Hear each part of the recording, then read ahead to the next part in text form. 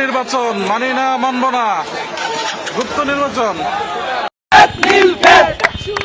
ডাকসু নির্বাচনে ভোট কারচুপির অভিযোগ সহ নানা অভিযোগে ঢাকা বিশ্ববিদ্যালয়ের শিক্ষার্থী এই ভিসি চত্বরে বিক্ষোভ করছে এবং তারা বিভিন্ন অভিযোগ এনে তারা বিভিন্ন স্লোগান দিচ্ছে এবং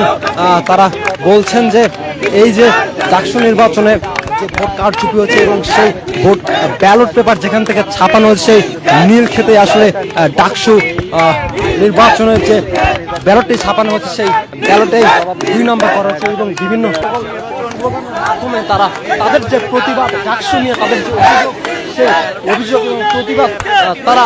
জানাচ্ছে।